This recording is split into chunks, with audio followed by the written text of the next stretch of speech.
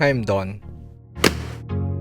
Today we paint some zombies and we're just painting the punk guy, the punk VIP from this set. I batch primed all of the minis and I prime with Mecha Black Primer as usual. That's good. I call this new painting format 9 to 5. This is basically my version of speed painting. In this video, we'll use the matte fluid medium, which is a cheap big bottle of medium from Vallejo. Watch as we turn the punk VIPs into this. Hi, I'm Don. Welcome to my studio. This channel is supported by all these awesome brands.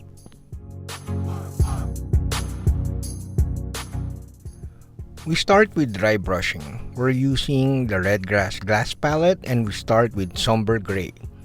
Somber gray is a really nice gray color. It has a purplish tint and is perfect for zombie painting. I like starting projects with dry brushing because it kinda jump starts my painting and you kinda see all the details better once you dry brush with a couple of gray paints. This lighter gray color was applied with lighter pressure and a smaller dry brush. Also, the dry brushing here was focused around the top areas of the model to somehow simulate genital effect. Apply a couple of passes for maximum coverage.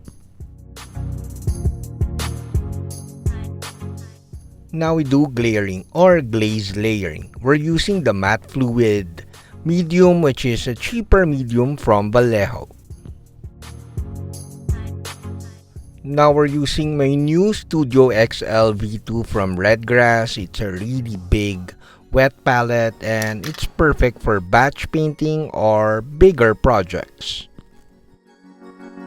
Glaring is basically in between. The transparency is between glazes and base colors. So we mix a bit of medium, roughly around 3 parts paint and 1 part medium, so that we have semi-transparent paints, but not too transparent and the painting will be boring. Just kidding.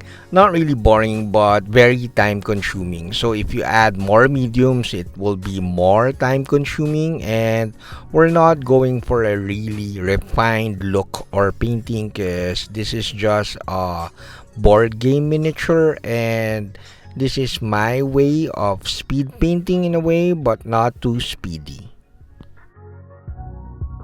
I only applied one thin coat of our glaring, meaning just one coat so that our dry brushing earlier will show through our painting or our base colors. In this way, our painting has a bit more volume because you could see the raised areas are lighter and yet it's kind of fast because we're painting with semi-transparent paints but not too transparent. So glaring practically gives you nice solid coverage but with good volume as well. Now we paint with contrast paints. Kidding aside, well, at least Vallejo's version of contrast paints. We're using a couple of inks and a couple of transparent paints. I thin down inks with a lot of water and of course a bit of medium to add more transparency. But you can paint the inks directly on the model, but they're too saturated. Also, thin down inks is easier to control and you just need to apply a couple of coats so that you have nice contrast on your model. If you have an extra bottle, you could actually pre-mix your inks with water and a bit of medium so that you have very nice ink washes at hand. Now we add the transparent paints, or we paint with transparent paints to add more color to our model and to add a bit more contrast. The transparent blue is thinned a bit more than the transparent red, and the blue was applied around the jeans so that we have more color depth, and we have more color basically because the jeans is it's too pale.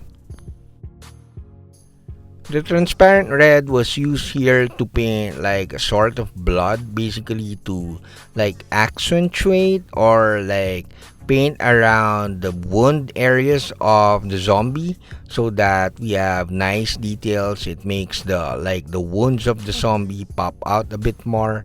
And then we're using transparent green to add more contrast to the mohawk. Now we are 2 hours in, practically around 30 minutes per model, and this is the reason why the title is 925.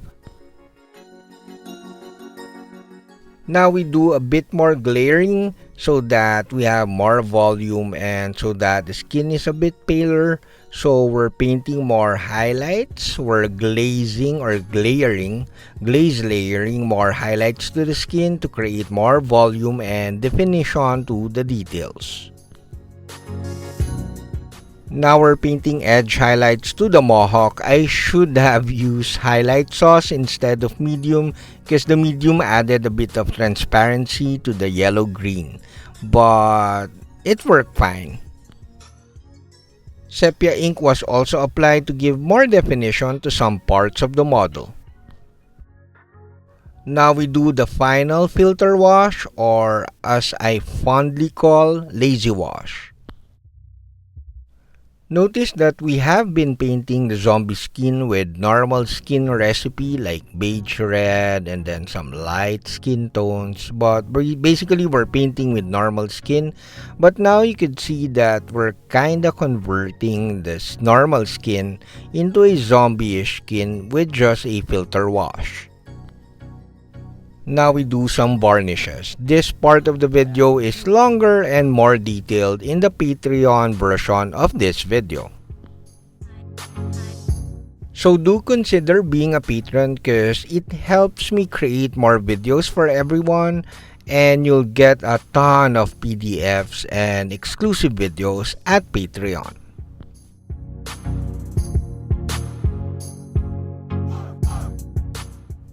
Now we paint the blood effects. The blood effects, similar to oil stains, diesel stains, and other glossy like effects paints, are better applied after the varnishing.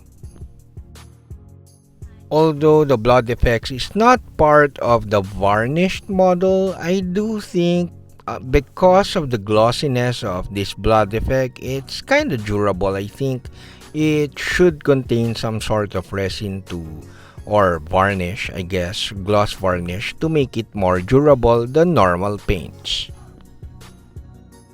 That's it, we're 5 hours in, 5 hours for 4 models. First, before our golden lemon reveal, a ton of thanks to my patrons for practically funding my second book. So you saw in the video that the matte fluid medium worked like a charm, and it's cheaper than buying the smaller bottles. Also, you saw in the video that we converted a normal skin painting into a zombie-ish skin with the use of a filter lazy wash. So that's it. We practically painted this. We started around 9 a.m. and finished around 5 p.m. That's why I called this video 9 to 5. But then again, roughly that's like only 5 hours of painting because I ate lunch and I ate merienda, and the setup of filming and taking photos ate up a lot of time. So this is practically like speed painting, but not too speedy. That's it, Pansit. That's it, we're done. I hope you liked the video. Do like, comment, subscribe, and consider joining the channel so that you'll be part of our Discord community. Saludos!